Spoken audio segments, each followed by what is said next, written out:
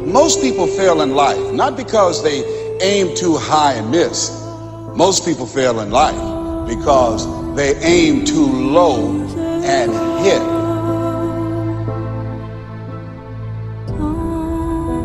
Check the size of your goals and the kinds of goals. How big they are, what kind they are, affects you. If you identify yourself in a new way and you own that every day, and that becomes the standard of how you live, you'll find the way to make that standard real. One of the great errors that almost everyone makes, they're attempting to change something outside of themselves without changing what's going on inside.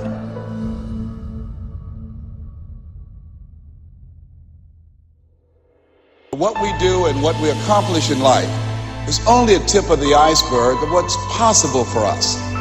So I want you to think about some goals that you'd like to achieve. Whatever those goals are, I want you to dramatically increase those goals.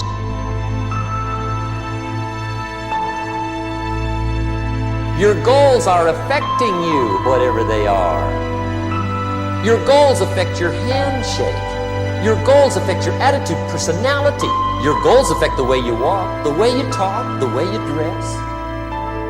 All day long, we're being affected by our goals. Now, some people have goals, but they have such lousy goals. I asked a guy one time, what are your goals for this month? The guy said, look, if I could just scrape up enough money to pay these lousy bills. I'm not saying it isn't a goal. It's a goal, but it's such a lousy goal, the effect is bad. And some people have so given up on life, they have joined the thank God it's Friday.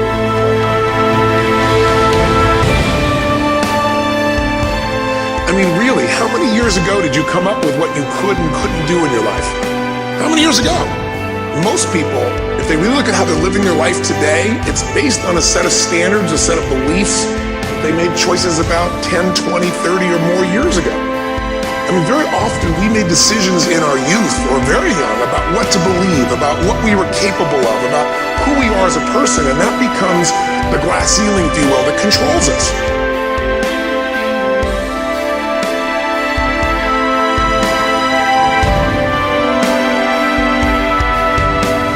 There's a corny metaphor, but it's true. I remember one time I was with my family at the circus, and there was a person there, and they had this big, giant elephant. And you look at this elephant, and they take this little rope, put it around the elephant's neck, and they drive this stake into the ground. And I mean, you look at this, and you know that elephant could rip down the entire tent with almost no effort. And yet, the elephant doesn't struggle, doesn't try. Why? Because the elephant's conditioned. And they take that elephant and condition the elephant when it's a baby elephant. That's how they train him. When it's a little baby elephant and it doesn't have the power yet, they put a big rope around it and they drive this huge stake in the ground, and the elephant fights and fights and fights. And one day, finally, that elephant decides, I'm not capable of pulling this out. And once that becomes the definition of an identity of anyone, an elephant in this case, they don't even try anymore. It's just who I am, that's how it is, that's just the way it is in my life. Have you ever asked yourself what differentiates the winners from the masses? The winners are aware of a certain place within. It's referred to as the higher self. And in this higher self, there's an image of perfection, which is forever attempting to express itself in a greater way. When the winner wants to turn their dreams into physical realities, they call on this higher self. And they set about and change the world, not just for themselves, but for everyone in it.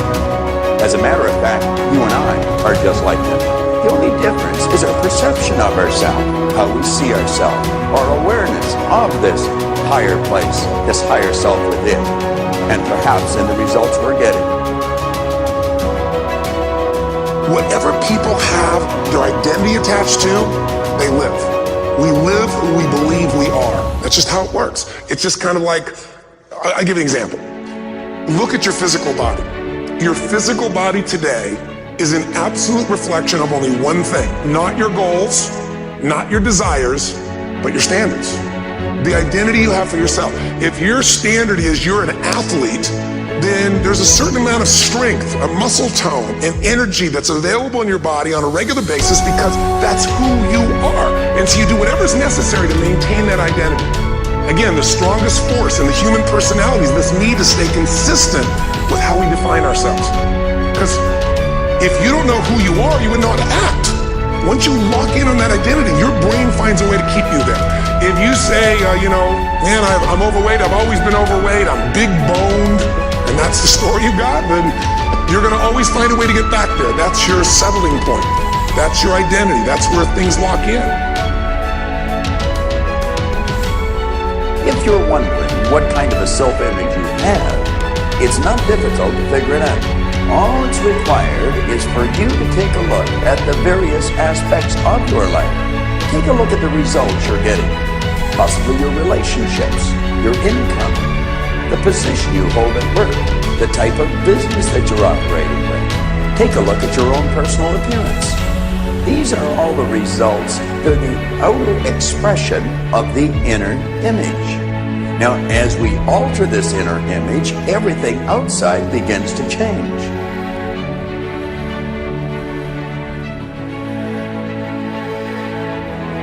Well, you may not be able to walk through some of the obstacles, but I can guarantee you this. You're able to figure out how to get around them, how to get over them, or how to get to where you want to go. You're able to do anything. So get the idea about whether you're able or not right out of your mind. You're quite capable of doing anything that you want to do. You can turn your fantasies into facts. The question now you want to ask yourself, am I willing to do whatever is required to realize my dream?